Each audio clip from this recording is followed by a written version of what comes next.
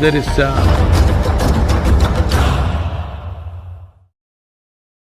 ऐसे सैकड़ों लोग हैं जिन्हें लगता है कि उन पर भूत प्रेत का साया है। ऐसा एक विज्ञान है जिसके इस्तेमाल से कोई व्यक्ति किसी को नुकसान पहुंचाने के लिए ऊर्जाओं का नकारात्मक उपयोग कर सकता है। एक कोबरा का भी ऐसे जीव पर एक तरह का प्रभाव होता है, क्योंकि वो अपनी सांस को लंबे समय तक रोक कर रखता है। शरीर को हल्के में मत लीजिए, ये कोई छोटी कैद नहीं है। पर जब व्यक्ति को अनुभूति होती है कि वो भीतर कैसे आया था, अब उसे पता होता है कि बाहर कैसे जाना है।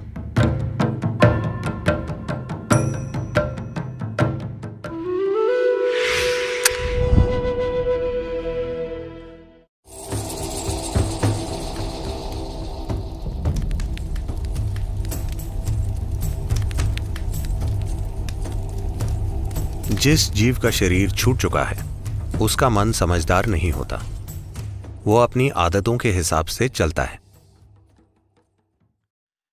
उसका कर्मों वाला हिस्सा जो अभी विलीन नहीं हुआ है, वो एक तरह की आदत बनाएगा जो उस जीव को वैसी ही दिशा में ले जाएगी। वैसी दिशा का मतलब है जहां भी ऐसा जीवन हो जो बहुत कम सांस लेता हो। उदाहरण के लिए इमली का पेड़। अगर आप दूसरे पेड़ों को देखते हैं तो आप पाएंगे कि कई पक्षी रात में आराम करने के लिए वहां बैठे होंगे, पर कोई भी पक्षी इमली के पेड़ पर नहीं बैठेगा, क्योंकि इमली के पेड़ के चारों ओर ऑक्सीजन का स्तर बहुत कम होता है। वो जीव एक योगी की दिशा में भी बढ़ सकता है जिसकी अपनी सांसों पर एक तरह की महारत है, क्योंकि वो दूसरों जितनी सांसें नहीं ले रहा। एक कोबरा का भी इस जीव पर एक तरह का प्रभाव होता है, क्योंकि वो अपनी सांस को लंबे समय तक रोक कर रखता है।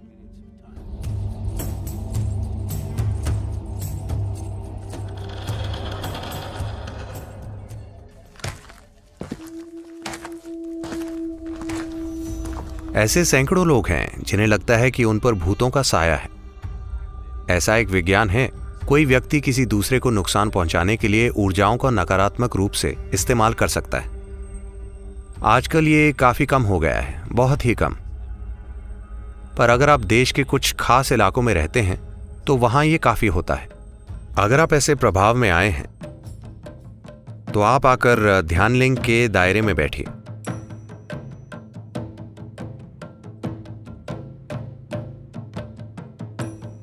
Because there are occult dimensions to Dhyanalinga which just nullifies all this. क्योंकि ध्यानलिंग में तंत्र विद्या से संबंधित आयाम हैं जो इन चीजों का असर खत्म कर देते हैं। पूर्णिमा या अमावस्या पर जब आप चीजों को अच्छे से ग्रहण कर पाते हैं, तब बस एक दिन वहां जाकर बैठिए, ऐसी चीजों का असर खत्म हो जाएगा।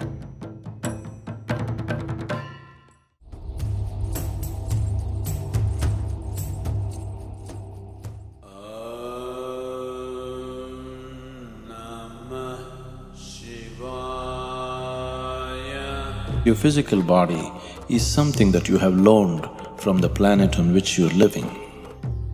आपने अपना शरीर इस धरती से उधार लिया है, समय आने पर धरती उसे वापस ले लेंगी।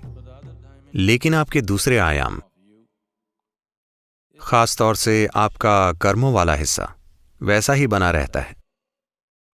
अगर वो जागरूकता के एक निश्चित स्तर पर हो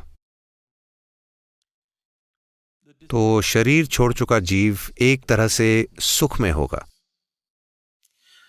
It is this that is being referred to as heaven.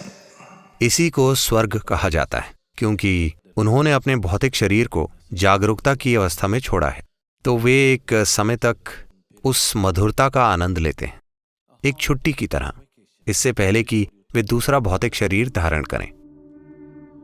इसी तरह अगर लोग डर, बेचैनी, क्रोध की अवस्थाओं में, अज्ञानता की अवस्थाओं में शरीर छोड़ते हैं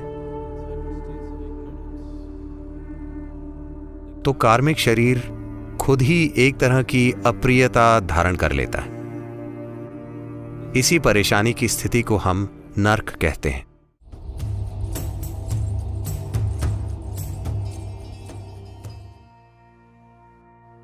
आमतौर पर जब कोई मरता है तो आप कहते हैं वो व्यक्ति अब नहीं रहा, लेकिन वे सच नहीं है।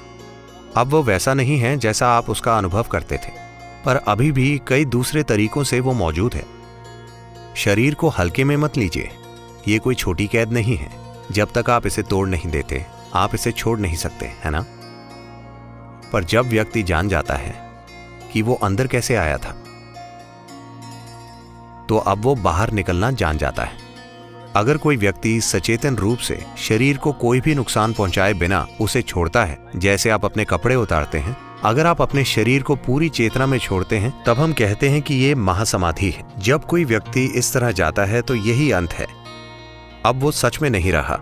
जिसे आप मैं कहते थे वो विलीन हो गया और सृष्टि का हिस्सा बन गया।